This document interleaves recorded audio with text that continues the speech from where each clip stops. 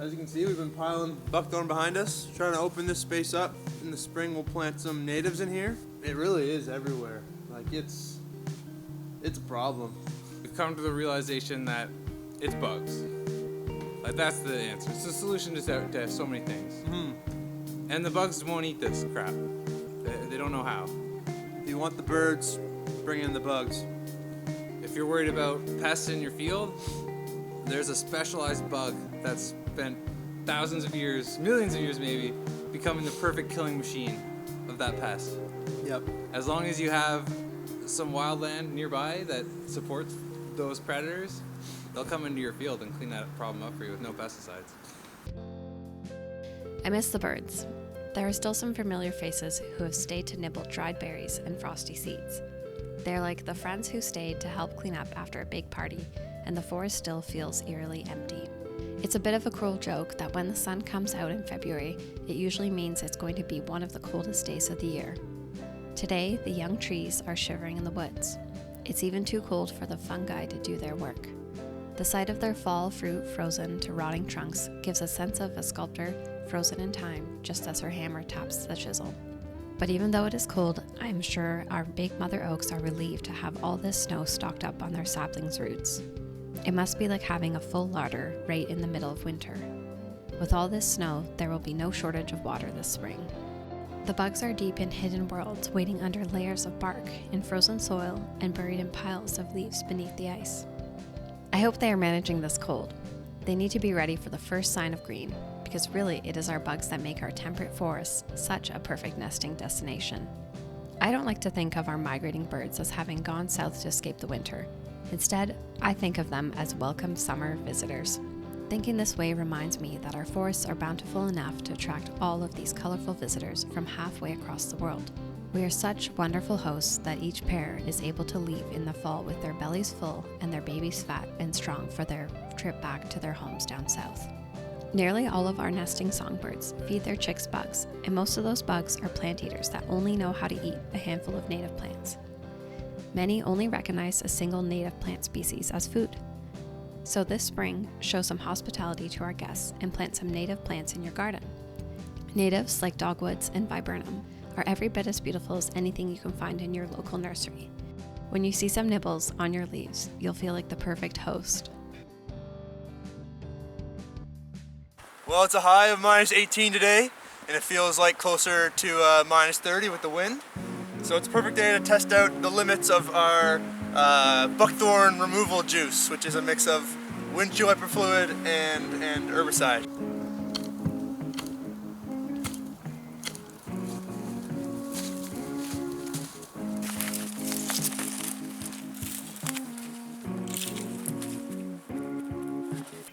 Hickory 1, this is Sweeter, do you copy over?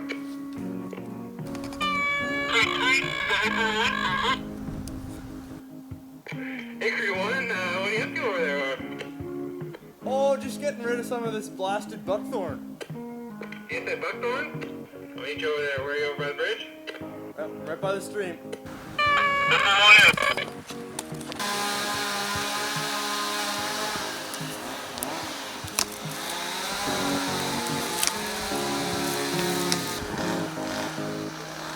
We're standing in one of the areas that, I'm not sure if you can see it, but we're surrounded by dead ash here.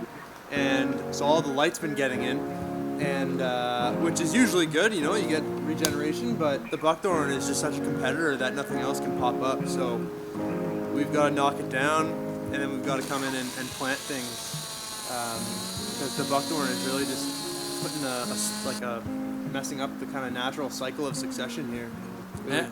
I think that's the good clue that nothing eats it, is it's got no pressure. Like whatever the native plants that have to give away so much of their energy to predation, basically, right? Like they've got either little bugs chewing on their leaves or a big deer come through and eat the whole thing. Mm-hmm. These ones don't have any of those problems. They just anything that once the seed germinates, that's it.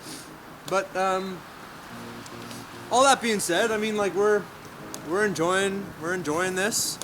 It's beautiful. It's a cold day today, but we've had some sun. We're about to lose it, but it's cool to be out here interacting and we're trying to do this in a way where we kind of create recreational areas for ourselves, so that we'll be out here more, so that we can attend to the buckthorn more and the trees that we plant in its place. Yeah. I think human exclusive ecology, or excluding humans from ecology, that's over. We can't do that anymore because of these stupid things. Yeah, there's no oaks. There's no oaks that are out competing these buckthorns. Yeah, they're not going to turn back into an old growth forest without our help. So those little buckthorns we've been cutting down, this is what they grow up into. They get to be these big giant clumps with this sort of peely, almost birch-like bark. They cast a lot of shade. They don't give any room for our native species to come up underneath them. They'll turn into a big thicket, and this is the future of the farm if we let these buckthorn live.